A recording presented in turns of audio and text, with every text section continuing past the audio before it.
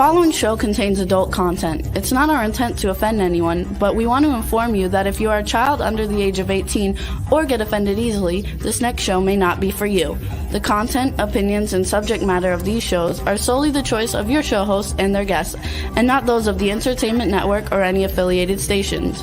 Any comments or inquiries should be directed to those show hosts. Thank you for listening.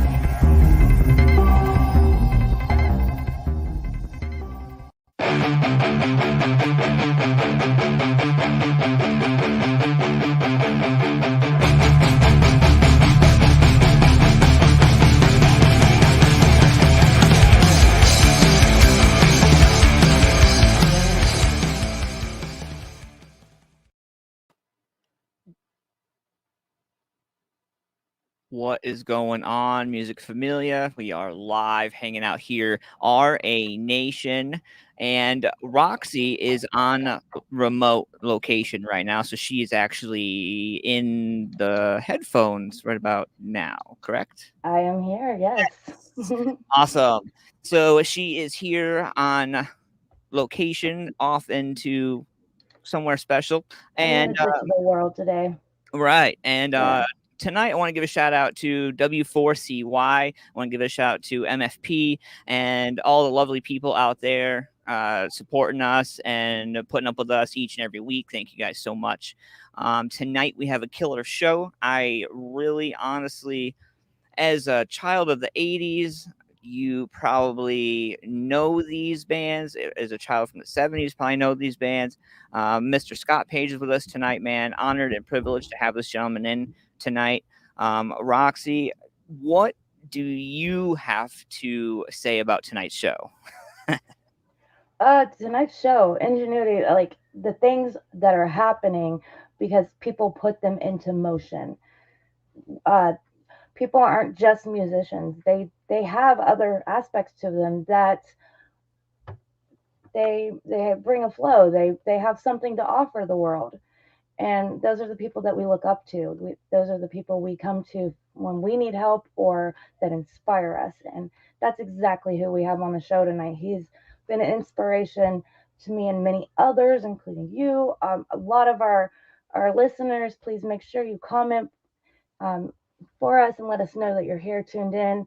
But Scott Page is definitely one of those idols that we all have had in our past. Still to this day, he's doing great things. Well, you know what? I ain't afraid. I'm gonna put it out there. I'm gonna scream like a big sissy girl fanboy in the green room after the show. Like this is really, really awesome. I'm really privileged and really humbled and honored to be able to have this opportunity. Scott's gonna bring it full circle for us, and we're gonna be able to do that with you guys. So make sure you throw your comments, questions, anything in the comments, and we'll be able to get all those answered for you going along. Yeah. And those of you who do not know Scott Page was a saxophonist and guitarist of Pink Floyd. He was in Supertramp and Toto, and he's just amazing. He's got a lot more going on, so we need to bring him into the studio and have him tell us his story. Hello. First, I want to say that I was listening in the green room there. Thank you very much for the kind words. That was very nice of you. You made me smile, made my day. Thank you so much. No, man, it's really just awesome to be able to have great knowledge in front of you.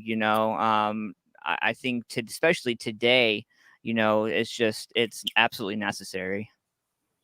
Yeah, well, I believe this is, I've been pretty much a serial entrepreneur. I'm on my fourth company through the years. I've taken a couple public. I've been a business guy. And I can honestly say that when these types of things like COVID, all this disruption starts to happen, this is where the real opportunities are for those that look beyond. And I think this is, if you're an artist, a creator, a content creator, this is probably the greatest time in history that I've seen in my entire lifetime of opportunities for the artist. Even though everything seems so strange, there's just so many new things that are going on. We talked a little bit about it.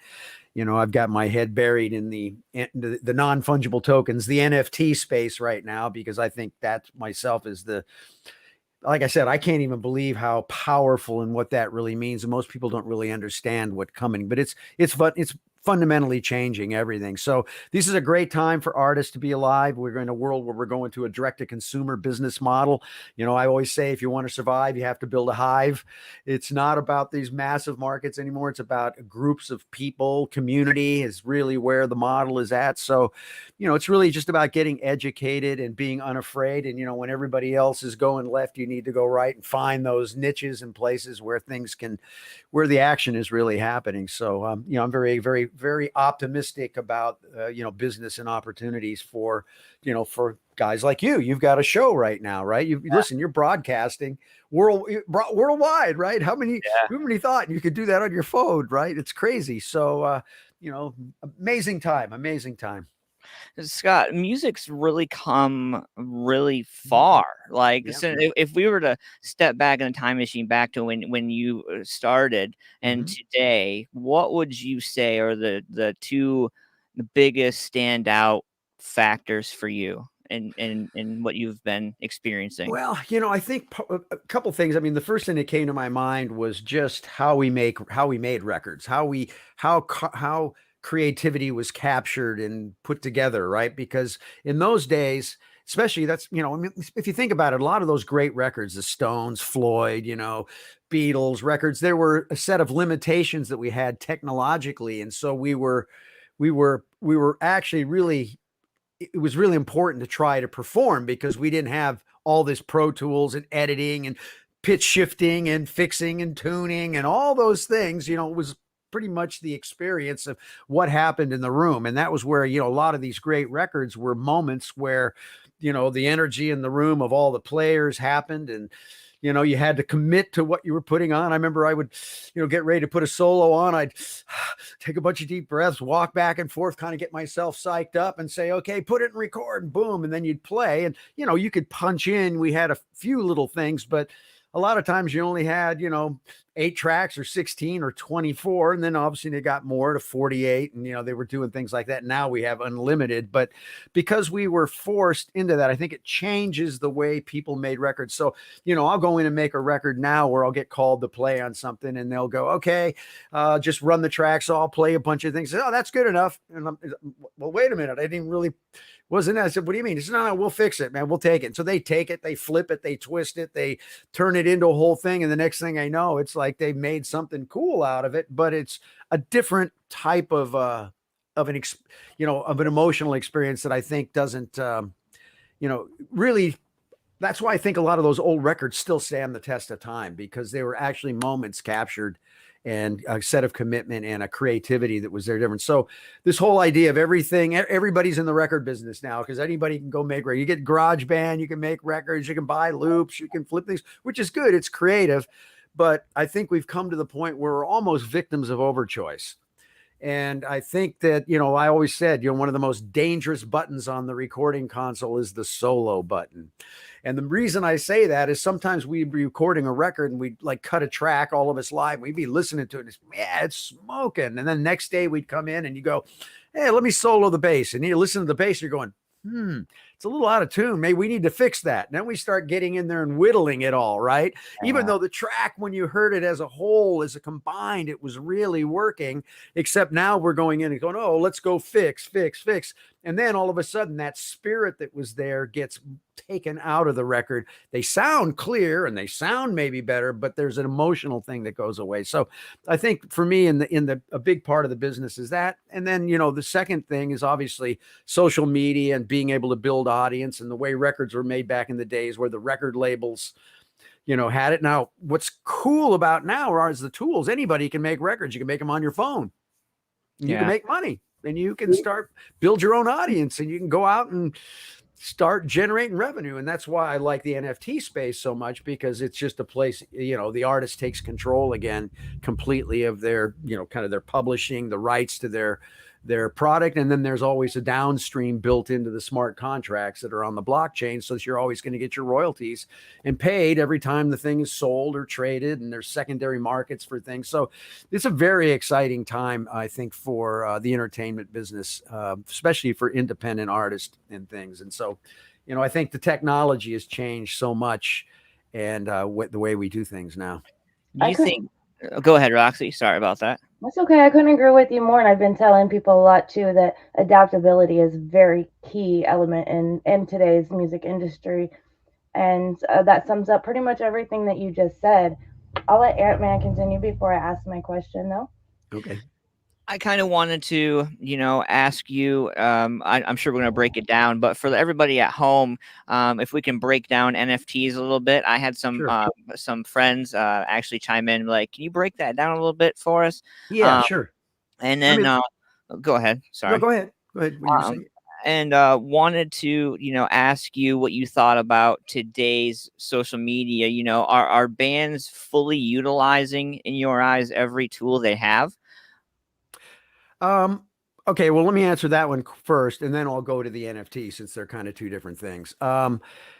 I think that bands and people are not understanding how the tools work. They use them, but they don't really understand them from a business point of view. I try to teach art. I teach a thing called SPACE. I might have talked about this last time when we talked. Story, plan, army, conversion, education. It's a form. It's a process that I put in place for artists to think like entrepreneurs, because you're either, I think of fans, they're either fans or they're customers, because if they're customers, if what you're doing is a business has to make money, you have to generate revenue. Otherwise it's a hobby, and hobbies are great. You can make music, you can go do stuff, and it's a lot of fun. But if your goal is to turn whatever you're doing, your passion like music, into a business, then it has to operate like a business. And I'm a serial entrepreneur on my fourth company. So I've been building companies. So I love that aspect, and I try to help artists. And I think what they don't do is they don't learn enough about how social media works. They don't understand what growth hacking is. They don't understand how the algorithms work. They don't understand how these tools work. And that's why in my space model, where it's story, plan, army, conversion, education, the education piece is so important.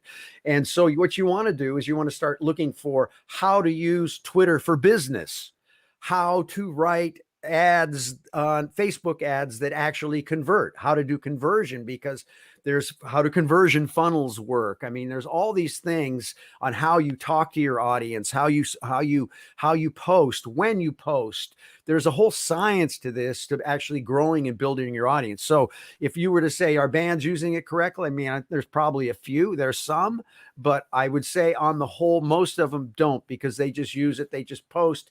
They don't really think about, you're in the media business, right? You're a broadcaster. I don't care what business you're in anymore. If you own a restaurant, you're in the media business now. Everybody's in the media business, because you have to post, you have to build community, you have to talk to your community. There's all this layer that has to be put on, and those that figure out the best are the ones that reap the benefits, because it's all about building that audience. How do I create value for that audience, and what do I give the audience to keep them engaged, right? And why I think this is important too is, again, it's not the matter of the size of the audience. People get confused. They think it's massive. I saw a girl that had, she had, I think it was 5 million followers on Instagram. All right, she had this massive audience stuff. She put out a clothing line and it bombed. Then I saw somebody that basically had, 700 people on their channel, and they were killing it, because those 700 people were so engaged. They were the super fans. She communicated with them. They bought everything. I have a friend who's an artist, and she was, traveled. She did the Warp Tour like 3 times or 4 times. And she was kind of an entrepreneur artist, because she created her own clothing line. She sells her merch and does all her stuff. And she said to me, she says, I basically have 125 fans, and that covers my nut for the year, because I'm so engaged with them. They come to all my shows, they buy all my media, they buy my stuff, they support me, and I support them too, right? It's like, it's this community. Yeah. So it's not so much about a whole lot. And this goes back to what I'll tell the listeners out there, if they're into this, is there's a thing, Kevin Kelly from Wired Magazine, I don't know, 15 years ago, he coined a thing called the 1,000 true fans. And a true fan is somebody that will spend $100 a year on you. So my products, come to my shows, whatever I'm going to do, over the 1-year period, they'll spend $100. And if that's the case, there's my first $100,000 in revenue off of 1,000 people. This isn't about tens of thousands to start. The goal of, and the whole process I teach is based on lean startup principles. And you can Google lean startup. It's a whole process. is used in Silicon Valley to start companies. And it has a one-page business plan called the Lean Canvas, which is the greatest business tool. And I take everybody through that because the whole idea of this is learning how to be a business person, be an entrepreneur, so that you can create conversion to generate revenue off of what you do, right? So, but the good news is it doesn't take a lot of people now. It's really about smaller. So the 1,000 true fan model, I even take it down to, it's really the first 100 to 200 people. And what I mean by that is once you can get a couple hundred people and you build a repeatable process so that on an ongoing basis, you're taking care of that 100 people, and then you're delivering things that value to them that they pay for and they buy into. Because remember, especially if you're a music artist, you can't sell music anymore. Right. There's no place to sell it. Right. There's downloads or not any really. iTunes, very little. I mean, yeah, you can make a little bit of money. It's all based on the streaming infrastructure now. And that's a really tough business for 98% of the community of artists. Absolutely. Because, you know, the business model from them is roughly about $4 to $5 grand per million streams. Well, that sounds like, oh, 1 million streams, but that's $4,000 to $5,000. Well, there's only like 2 to 3% of the entire Spotify catalog that's even reached a freaking million streams.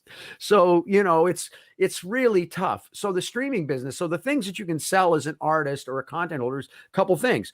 The experience, what kind of an experience can I create in my live events? Can things that I can do or things, and the lifestyle. What is the lifestyle? If I have that person that cares about what I'm doing, I can bring them into things, and then I can bring products in that tie to the lifestyle, that tie to my brand, like my friend does. She created her tie-dye clothing wear and has certain things she's bringing in, affiliate products that she sells to her community, and they want to help her. So they buy her stuff because they like her, because she's communicates with them and she's growing. And so my whole model is you want to go small, figure out what you're going to do, what you're going to sell, build a repeatable process, even if it's 50 people or 100 people. And once you figure that out and you've got that, then you can scale from there. And then, you know, you get 1,000 fans, 2,000, you get 5,000 fans, you're making $500,000 a year. You're doing pretty good as an independent artist. And that's only, listen, that's 5,000 people. Right. It's not 50 million or 10 million or whatever. It's a couple thousand. You get a few thousand people, you got a living going on. But the question is what are you going to sell? What is your product? And it can't be like, oh, here, I'm going to go sell you this download. There's no money in that. Right. And you can't make it on streaming. So you have to think more creatively. Like, so my whole thing is company is about experience. That's why I started Think Experience, which is an immersive entertainment company, because I realized that people will pay for an experience. So we did, just before COVID, we did 40 sold out shows in a 360-degree immersive dome in downtown Los Angeles called Wisdom, which was like a VR experience in a live venue. People came and we were getting an average $80 a ticket. Wow. Right? Which is crazy, right? Because it's an experience. So thinking about how do I create value to do something different that makes it that they'll care about. So that's kind of the deal, is going back to the social media. But social media, if you want to get smart, here's a couple tips. Number one, there's a site called HubSpot, which is a platform that they sell. But on their thing, they have a thing called, I think it's called the Academy tab. And in there, they have hundreds of free ebooks you can download.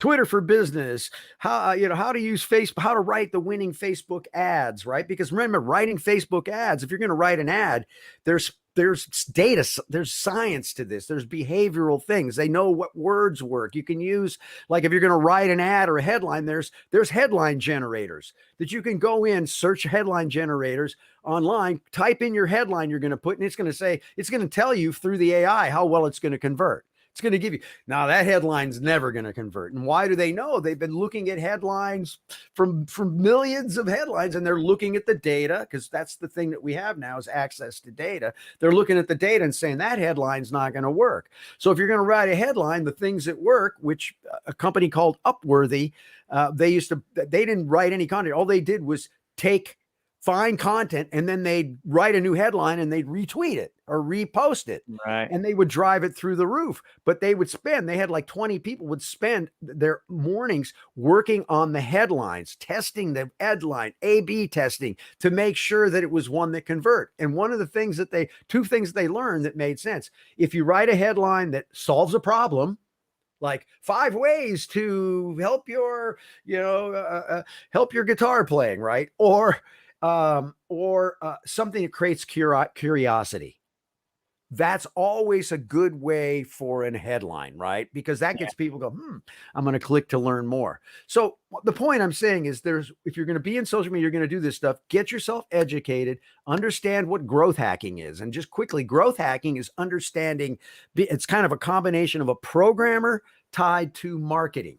And what that is it's ways of going and finding your audience based around the keywords, the product thing you're going to do, finding that exact audience, and then having a way to penetrate that marketplace. And an example of an incredible growth hack, and growth hacking isn't a negative word. It's not like I'm a hacker and I'm breaking in and I'm doing anything. The concept of hacking can be used. It's just, in other words, it's like biohacking is really like, how do I hack my health by using specific kinds of supplements and things that I can do? It's kind of hacking health. So the concept of growth hacking is saying, well, how do I grow what I'm doing? And I can learn techniques and ways to find it. So a great growth hacker will have somebody that can understand the algorithms and how to reverse engineer those and be able to get your stuff and, scan the internet and find the mirror people and get your Facebook ads down to the park, getting them writ properly to really grow your business. So yes, I don't think a lot of people are using social media right, but yes, you have to get educated in this stuff.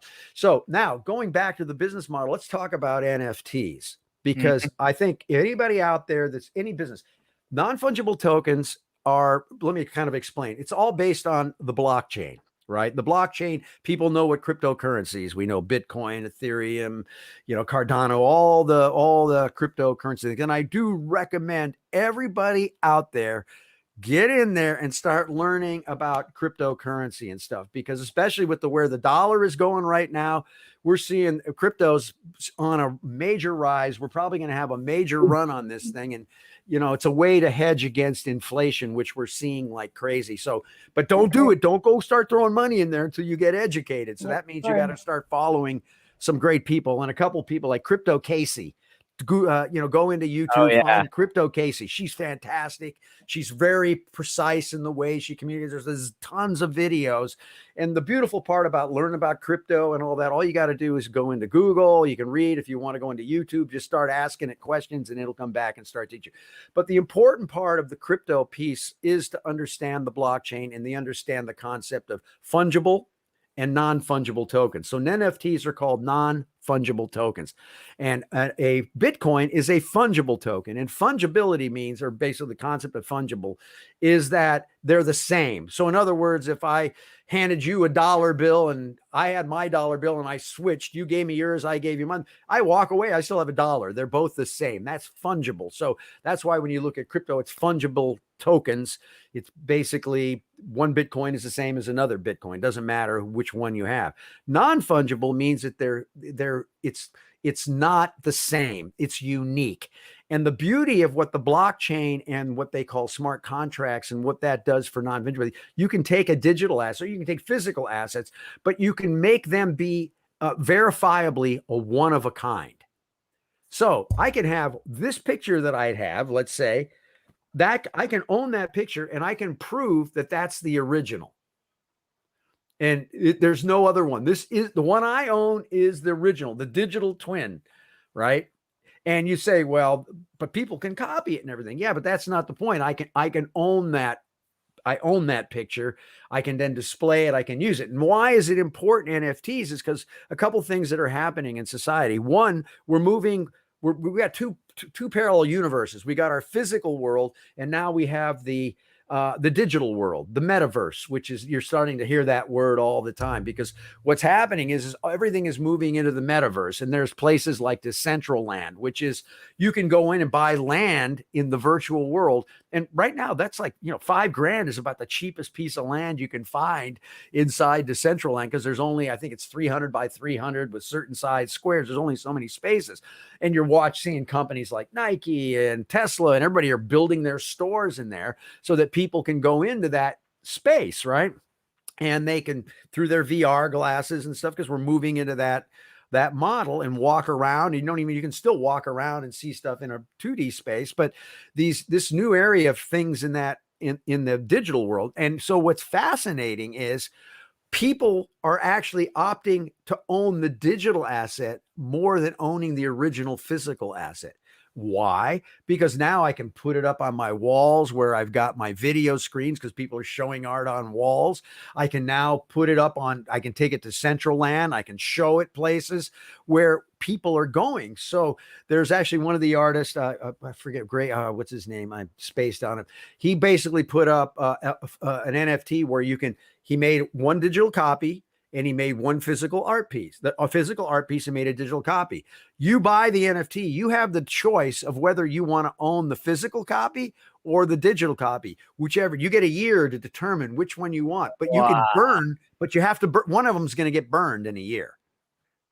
So there may be, the original might go away. That'll never be there. And the only one will be the digital version of the thing. The original will be gone.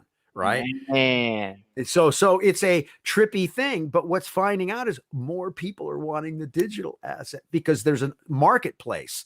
Because the beautiful part of these fungible and not NFTs, and I'll get more into that description, is there's a secondary market to buy and sell them. Right. So an example, let me give you a couple examples of people probably heard of the famous Beeple. $69 million was paid for a digital art piece. Yeah. One piece, and it sold in, I think it was 12 minutes.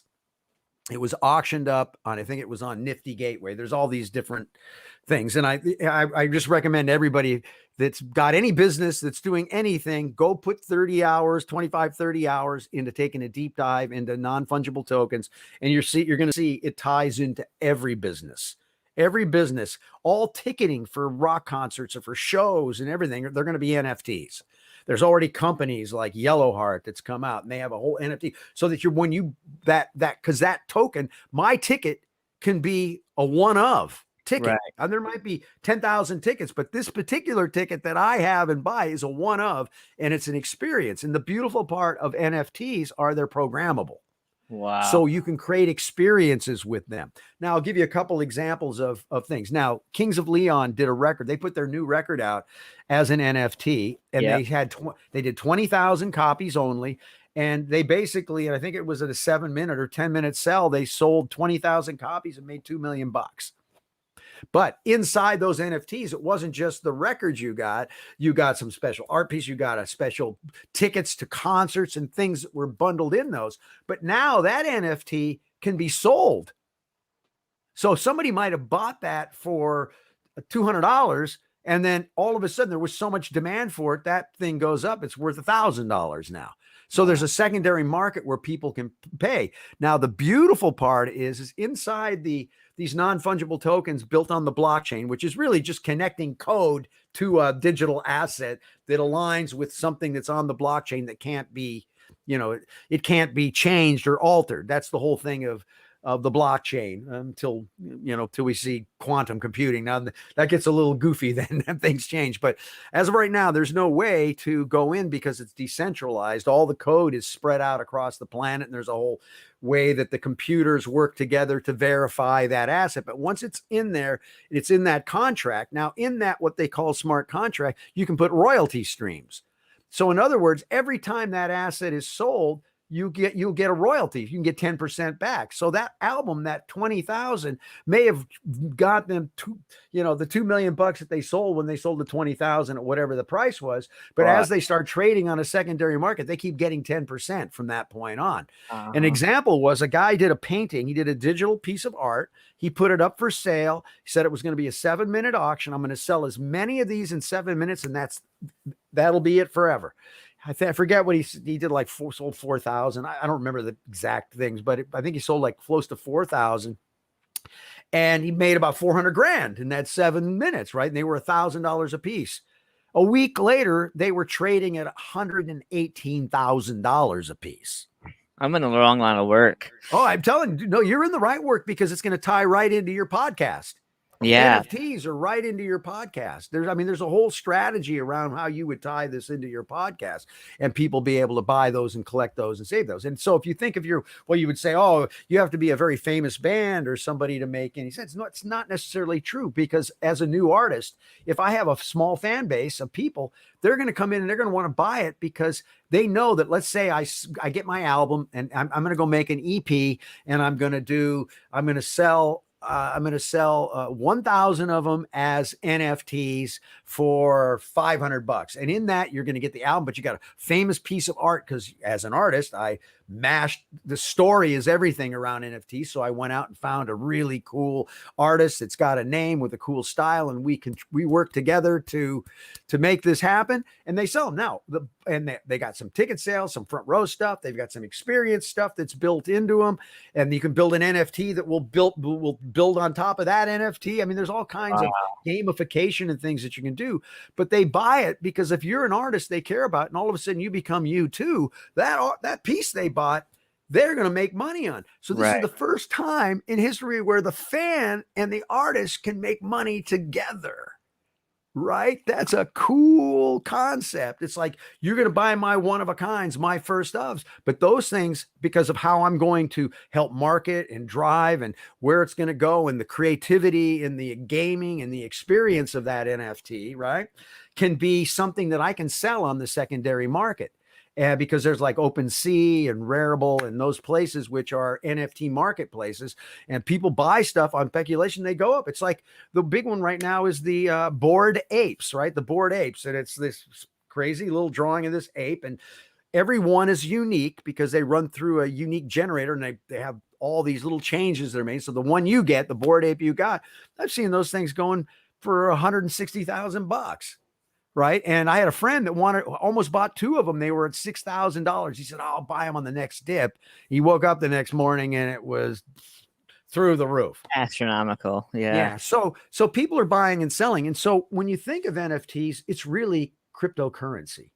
Right. It's funny because I'm getting called to go play because I'm getting in the NFT community, and they're like, hey man, will you come play our NFT drop? And I'm saying, yeah. And they said, well, how much do you want? And I said, I don't want anything. I want NFTs. So I'm working for NFTs now, right? Because why? Because especially if it's a good drop and I'm going to get that NFT. And if it takes off because they do the auctions, then I got something that's worth a lot more money. And what's great is for them, they're just minting me an extra NFT out of I get one of the, whatever the amounts are they're doing. So I'm seeing this as being really the cryptocurrency, and it's going to drive, my personal belief is it's going to drive cryptocurrency, Bitcoin and all that stuff through the roof, because you can see a lot of kids, they may not get into buying and selling, trading Bitcoin and all that stuff because it's a little too heady, but man, I can see them buying their favorite YouTube star video, YouTube owning that video of that guy that's my favorite guy would get them into it. And then it's how you learn the blockchain using, crypto wallets and all that kind of stuff. So anyway. Wow. It's definitely an awesome intertwine of industries and businesses and the virtual world, as well as how our monies are moving towards this virtual place. So I think that our audience really need to grasp what Scott's saying and take this as an opportunity to learn, because I've seen NFTs grow substantially, and it's definitely something you got to look into for sure. Well, it's important for both artists and for buyers and collectors, but you got to be very careful. You got to get educated in this stuff. That's the problem. I'm not just saying go out and buy Bitcoin, go and do all those things. You want to do it. And what's nice is it's relatively easy. You can start your Coinbase account, you connect it up to your credit card or your debit card, and then you can just start moving. Move $100 in and start learning. Don't go crazy, but learn, because the worst thing can happen is you're going to lose. If you lose your private keys or somebody, you can you can get hacked, you can lose it, right? So you have to get educated. You need to go to school. You need to go, how does Bitcoin work? You know, how do I trade Bitcoin? Go in and start doing that stuff. But, you know, I really recommend people taking a small, tiny amount, getting in and getting educated, because I'm seeing people. I have a friend that, you know, she was struggling and stuff, and she took $5,000 and now she's a multimillionaire, right? But she's smart, but she learned and she got in and she figured out what's going on, and over in the last 18 months. But she got educated. And I'm not saying everybody, because it's not, you remember, part of this is not being, you've got to, you know, when the blood is in the street and it's crashing and burning, that's when you got to have guts to go in and buy. And the last thing you want to do is buy when it's high, right? Because and then you get the crash. So people get freaked out. If you're somebody that can't take the pressure, then you want to be careful. That's why I'm saying start with a little bit that you're not afraid to, you know, if you lose it or whatever, it's not going to hurt you. But more importantly, it's going to educate you. Because I can't tell you, I really, truly believe that we're moving into a cryptocurrency world. There's a major war going on between fiat currency and, you know, like Bitcoin. And we're at a very big turning point globally on the financial system. That's what's happening. And we're seeing the freaking dollars losing value like crazy because inflation is going through the roof. And so we're at a time that if you want to protect yourself, you need to understand how money works. And I believe that this is you know, Bitcoin and the crypto market has gotten so big now. It's $1 trillion, you know, business market cap and stuff. It's hit over $1 trillion. But more importantly, the major investors, big institutions, a lot of money going into development of technologies in this space. So it's not one of those things you're going to just wake up and say, oh, it's just done. It's not going to happen anymore. It's over. And we're still right at the beginning of it. So even though you're seeing a $60,000, almost $62,000 price today, and just realize Bitcoin went from $1 to $50,000 in 10 years. It's the highest, fastest growing asset class in history, right? It's massive. So, but it's not over. I mean, they're predicting, you know, $1 million Bitcoin right now, even though it's a 65,000. And they're looking at, you know, by the end of the year, there's a good chance it could go to 100 grand. I mean, there's a lot of analyst things. I don't know. And I'm not giving anybody any advice, but the main thing is the advice I'm giving you is learn, go to school. With all this stuff going on right now is the time to go to school. If your business has been affected, whatever it is, if you start learning these new things, especially I believe this non-fungible token, because it's going to tie into health, fitness, it's going to tie into restaurants, it's going to tie into clubs, gigs, everything is going to be tokenized. And it's the Wild West right now, and it is on fire.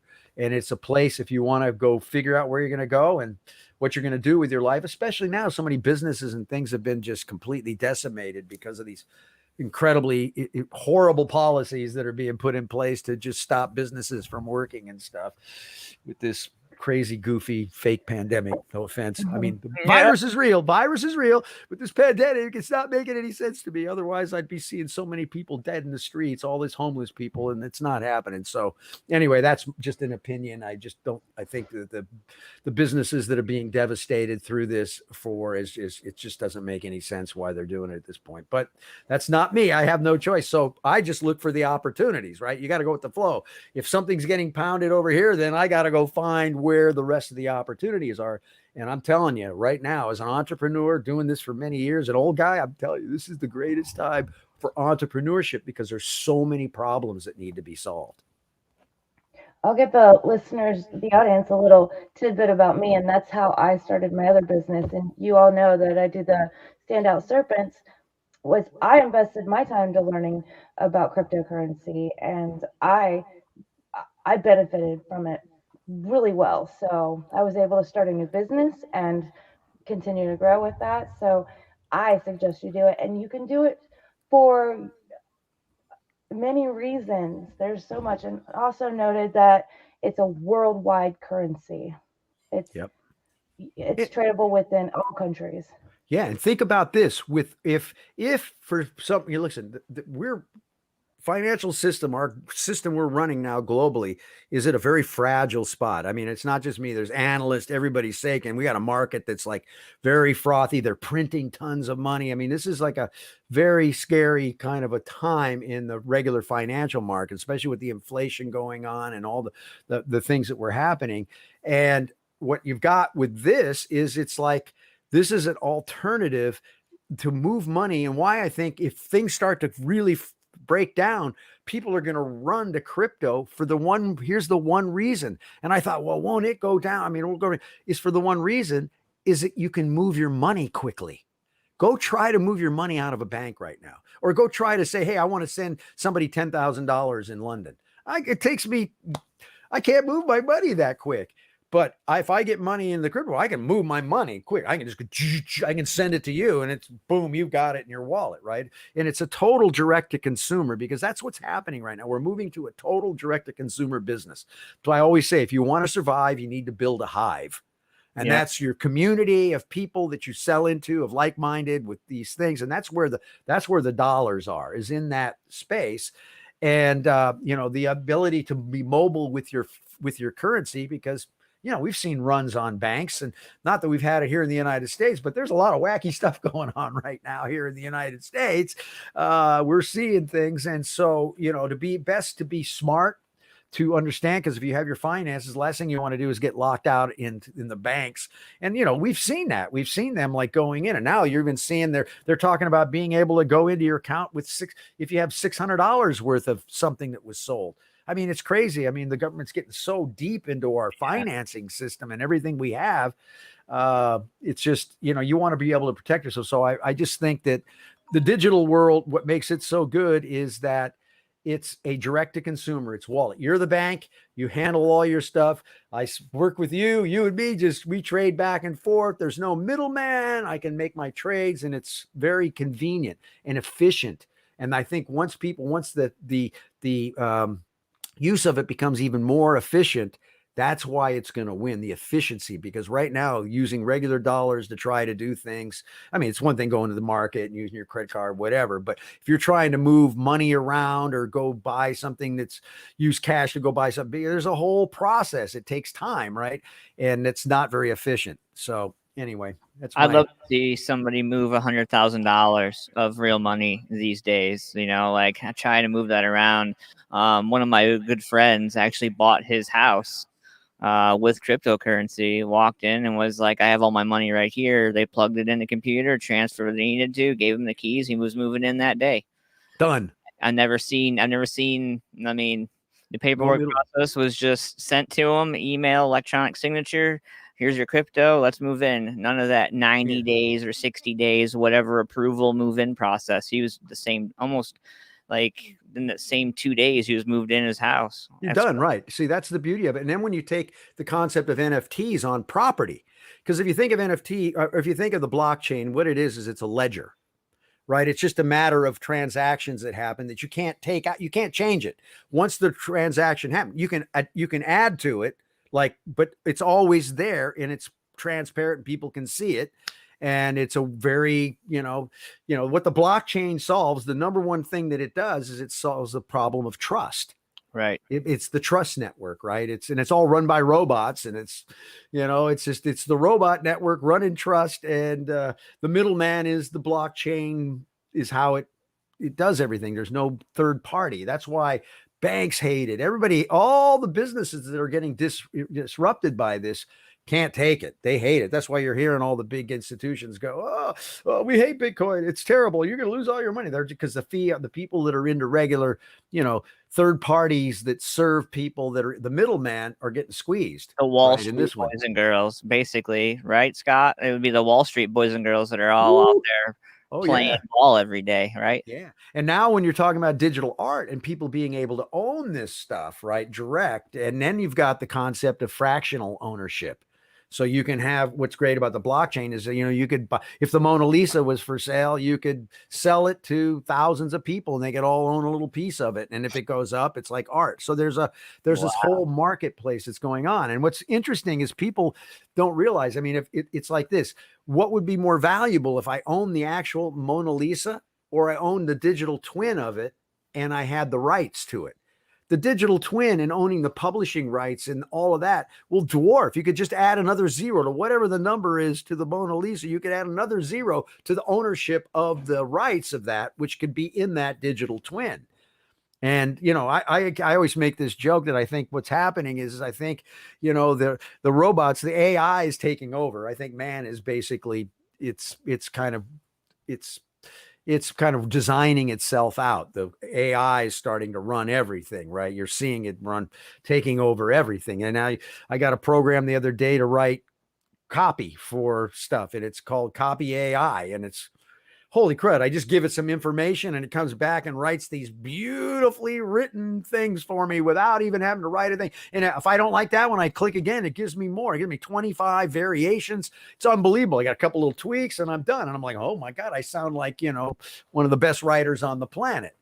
Right. And so there's all this stuff now, which AI is taking over. And so we need to learn to live with that and how we make that work for us right now as we're going through these transitions. And so I recommend to everybody, man, the monetary understanding finance, understanding Bitcoin is probably most of the smartest thing you could do right now for you, your family, and everything else, because you don't want to get caught in the squeeze.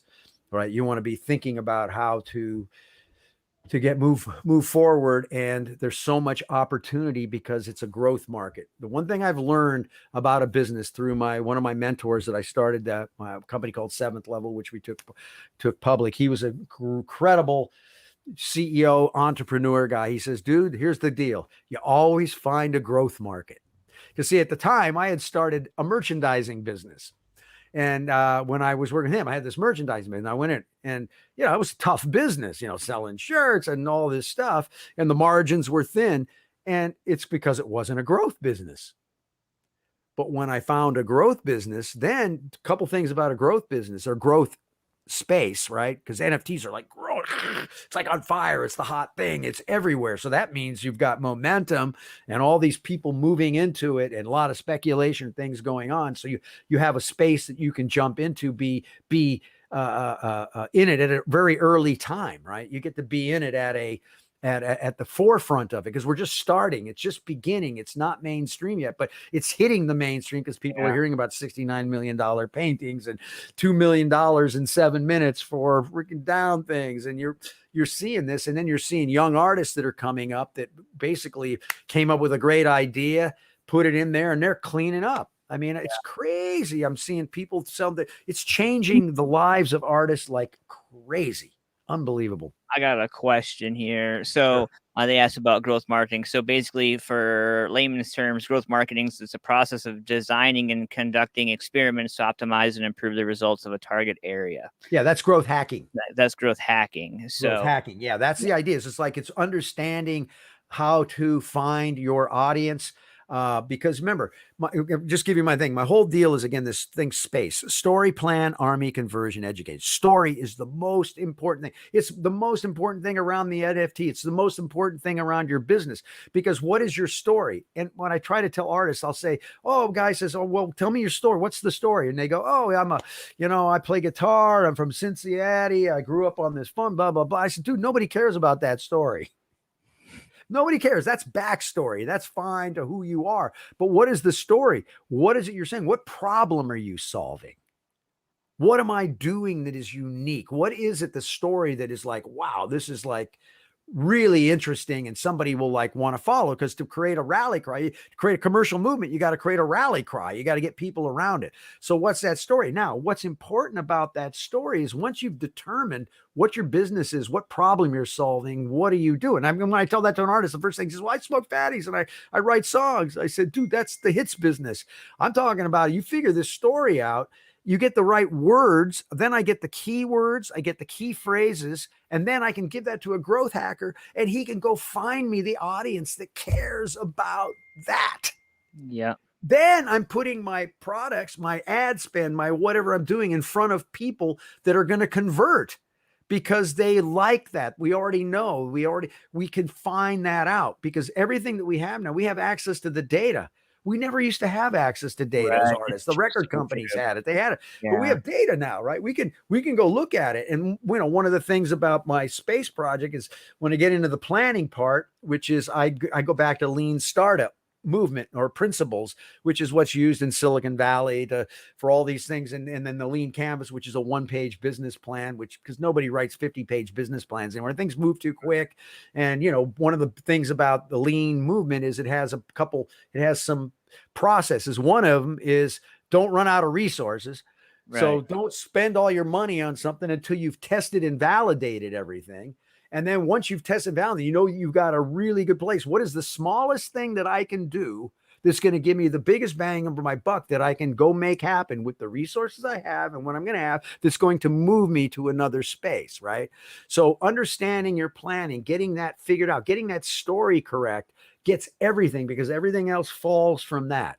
And it doesn't matter what business you're in, it's the story, what is unique. And if you're going to sell NFTs, what is unique about it? What is the cool story that people want? And the story doesn't mean you have to be famous. You just have to be a good storyteller. And whatever your NFT drops are, the story is built around that, what problem you might be solving with that. And what's great is I see NFTs being fantastic for charities and things, for helping people out, because I can build right in the chain, right in the smart contract, give 10% over to this organization every time this sells, right? 10%. And what's nice is the minute it is sold, you get paid, right? Because it's like in the wallet, the transaction happens and you wake up the next morning, you look in your wallet and you say, wow, I made $3,000. My stuff's been selling out there. Somebody else bought and sold more things. And every time they sell it, you get that royalty built in. That's why I love the whole thing. It puts the power of ownership of content, of what you make in the hands of the artist. Because they've always been ripped off by the labels and all this stuff where they come in and take all the rights and all of that. So you can think of NFTs as a kind of a form of publishing, the actual source rights, and then derivative works that come from that, right?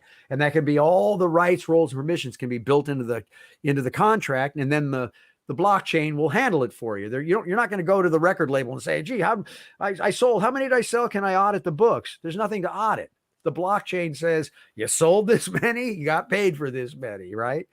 And so it's you don't need any middleman. So it just makes the direct to consumer business that we're in, and the ability for artists to control and own their own destinies now without needing anybody in the middleman anymore. It's extraordinary period of time for people, but you got to get educated.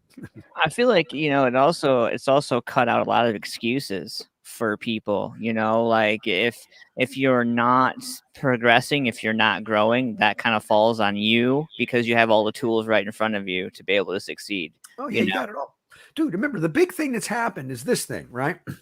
And the big drivers that have happened, because I've been in the tech space, I got into it early in probably 1990. I did my first CD-ROM in 1990.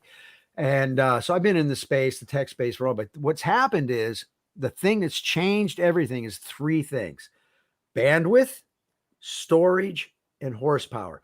Bandwidth has gotten much higher. We're now pumping freaking large video. Look, we're streaming real time in virtual spaces. We can stream into the metaverse. I mean, there's all this stuff. So we have the bandwidth, and then storage, because when I remember buying my first hard drive, it was like $800 for, 200 megabyte or 100 megabytes, some stupid, not very much more storage. Now you can buy terabytes for hardly anything. And then the horsepower, because these things are really powerful now, and you have access to the audience. Think about it. Twitter is a 24-hour cocktail party. You can walk on there anytime and start hanging out. And Twitter's a great place for NFTs too, because that's a lot of the community is there, that and Discord and Telegram. So, all the alternative networks. And that's why you got to get out there and just get yourself educated. It's a lot of fun, and there's a ton of money to be made right now in this space. Jess, so it looks like one of my friends, Scott, is speaking some straight facts. The words he's speaking are inspiring. Yay! Made me happy, because I'm trying to inspire you, everybody. We can't sit back and go, oh my God, COVID, what are we going to do next? Everything's different. It's all different, but there are so much good things that are happening right now that are going to change everything. It's going to change. I mean, this fundamental NFTs, I believe, is the biggest thing that has come for the people that's going to help in so many ways. Okay. Man. And I hope the audience takes this as an incentive to get out there and learn, because that's how you're going to grow, how you're going to do better. And we're running out of time. Scott, I really appreciate your time. And I think we need to get you back on, because we should narrow down a few of these topics, because I love what you have to offer and how you deliver it. You're, again, inspiring. I would love to sit down with you, Scott, on a more in depth about the NFTs. I'd love to try to find a way to help my community, and try to them, as much as possible with something like that. Yeah, definitely. Because remember, you're in the media business now. And so you could be selling NFTs. Your shows can be NFTs. You can create NFTs that go along with the show that have community involvement to help the community. And there's so many things you can do. It's just a matter of learning, right? You got to get educated. And remember, the whole idea of what I love about NFTs, because I had game companies and stuff and we built games, is the gamification of these things. What you can do, you can create a real experience that is so different. And like an example, what I mean by programmable, here's that you could be, you could have your daughter and she's 1 year old, and you create an NFT that every year on her birthday, it changes for forever. And even when you're gone, she could go to her NFT on her birthday, and you could have things that were left for her that were there that would be just unique. So there's very interesting ways of dealing with these things that are just so fascinating. And it's such a creative space. I mean, it's just, we're at the beginning of the creativity of what these things can do. Man. Yeah. Fun times, man. Definitely. Whole different era from Pink Floyd, huh? Oh yeah, and I love Pink Floyd because I'm getting ready to do my launches. We've done 2 launches already. We did the NFTs. We did one. We sold for 1.1 million, and it was the original Rolling Stones. The guy that painted the original Rolling Stones lips. He did 12 new versions of those in different ways. We did the NFTs. We did that, and we sold one. We have 11 more to go sell, but we sold one of them for 1.1 million. And because there's only one of that thing, right? Of that particular painting and that thing. And then just last week, we did an auction for the Lost Banksy. And that one went for 610,000. Wow. That's yeah. incredible. So we have a bunch more we're getting ready to start dropping. Scott, and I have a whole bunch of stuff I'm building a whole collection of all my collectibles and things that I've done with Pink Floyd through the years, and have a whole strategy for these things. And I'm combining live events with NFT drops and minting, and it's a whole new world. It's like cool. Scott, before we get out the door, man, I was checking out your website, thinkexp.co. And you want to touch a little bit before we get out the door on the dark side of the drive-in for us? Oh yeah. So unfortunately that job got canceled, that one, because of COVID. They ended up canceling. But yeah, what we do is I have my company Think Experience, and it's think:/EXP, and then I can do either. Been doing a Think:/Floyd experience. And so we've been doing Think Floyd in the 360-degree immersive dome. So, and that's my band. Think X is the band. And that's myself, Stephen Perkins from Jane's Addiction, great drummer, man, a monster.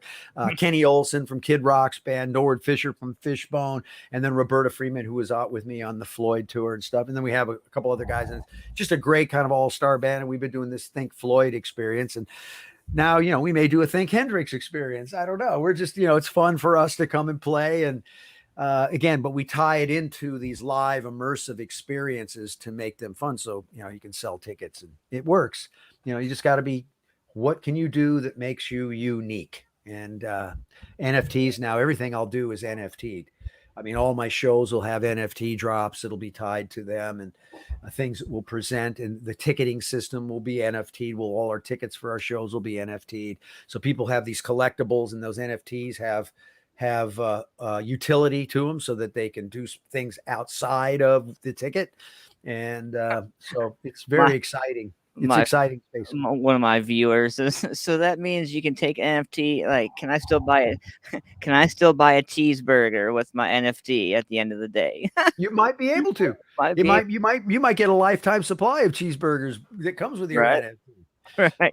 Now you might buy be your deal, right? There might be a certain thing that you buy that gives you privileges, gives you rights. And what's great about it is I can say only 10 people get those rights, and it's built into the NFT, and you can't change it. And you can verify that that's the one that does it. It unlocks the key, right? Man, So, that's should be. great. Mr. Scott Page, thank you so Yay. much, sir, for coming and hanging out with us tonight. I really appreciate you, sir. Yes. My pleasure, man. Mr. Antman, thank you very much. And where is she? She's off in just audio land. Yeah, he's in audio land. Yeah. Goodbye, my friend. And thank you very, very much for having me on your show. Always love talking to you guys. And anytime, we can keep talking because remember, this thing's just evolving, man. I mean, that's the thing about this business is it's every 90 days. I might hire you. I might hire you for our podcast to educate us on what we need to do. I'll help you, man. I'll give you some ideas. I'll give you one real quick one. You ready? Yeah. One of the things that's really cool is we started coming. So Think is we have a live show. We also we take streaming, which is really thinking about the real-time two-way, because that's what we're doing now is two-way streaming real-time. How do we bring fan in stream? And then the third thing is delivery service. You have delivery service. So here's an idea. From a sponsor point of view, you could go sell a sponsor and say, you know what? It's a coffee sponsor, or it's a alcohol sponsor, or it's whatever. So you work a deal out with the sponsor and say, hey, you could have shipped that to me.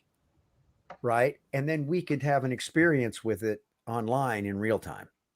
And what that does is that's like you're giving the sponsors getting a chance to get them out there. So you can use delivery for your guest, that something shows up that can be talked about, that can be unique. And that could be a sponsored product and then the sponsors come in, because your goal is to get enough audience to start getting people to get sponsors. Right. Right. So if you go to the sponsors with a cool idea, because then they're going to get a piece. It's not just like, hey, we're sponsored by blah, blah, blah coffee company. You actually did an event with the guest on that product. And now that product becomes a video and stuff of that guest using the product that can be used in their marketing. So it has legs after the spot, right? So thinking creatively. So delivery service is something you could really think about that could be delivered, that could be tied to your show, and you could sell that concept to a sponsor. So there you go. There's one for you, brother. Wow. And you could NFT that, right? You are the definition of entrepreneur, let me tell you. Thank you so much. Thank you so much. Make sure everybody go check out Scott Page. All his social links is I am Scott Page. His Wikipedia page, I have that link down here as well. Go check out his website for ThinkX. And thank you for tuning in. And next week we've got Leland Sklar. So my brother Leland. We're doing a whole drop with Leland right now. That's our next drop, is the next NFT drop we're doing with Leland. So let us know and we'll promote it on the show too. Try to get it out there. I think pre-sale starts next week, and so that'll be perfect. He can talk about the NFT. Yeah, we're doing a very interesting, and his is really cool. It's really, really cool. And I'm going to let him tell everybody about it, and everybody should check out next week, because I'm sure he'll talk about it. But yeah, Leland's like my brother. I love him. He's one of the best. He's the most recorded bass player in history. He's on over 25,000 records. He is phenomenal. 25,000 records. Think about that. All right. We appreciate you so much, Scott. You are amazing, and we'd love to have you back. So sure, anytime. Yeah, just hit up Eileen, and I'm here. I like talking to you folks. You can see I'm a talker. I hope I didn't. We love listening to you. No. I would just love to grab some coffee and rap about everything with you. Sure. Honestly, where do you live? So we are in Ohio. I'm in Columbus, Ohio. We're not going to be grabbing coffee like that, but we can grab a Zoom coffee. Yeah. There we go. Right. We'll do that, and we can think of some ideas and put a plan together, and you can go. I'll show you my little space thing, because that's the model. You got to go through the story, then you got to put a plan together, do your thing, and then you got to go to the A, which is your super fans, your army. And that's an old thing of how to find them and what you do. And then C is the conversion, understanding funnels. And then E is how you learn about this stuff. So I'll be happy to give you the information. Yeah, that would be awesome, man. Thank you so much, Scott. Right, my friend. Honestly, such an awesome, educational, humbling experience to have you on the show. Oh gosh, thank you very much. And thank you all. It definitely shout out to Eileen as well. great, awesome lady. I had a chance. She's the best. Yeah. Eileen Shapiro. We love her. She's one of my favorite humans on this planet. That is one kind, loving human being, man, Yeah. right there. She's the bomb. Great. Absolutely, yes. She is great. All righty, guys. Thank you so much for hanging out this week on RA Nation. We'll see you guys next Monday. I want to give a shout out to Talk 4 TV, W4CY Radio, and all the music familia out there. Thank you guys so much for coming and hanging out. All right. Tell Leland I love him. Bye. Oh, yeah. Bye, everybody. Bye. If you feel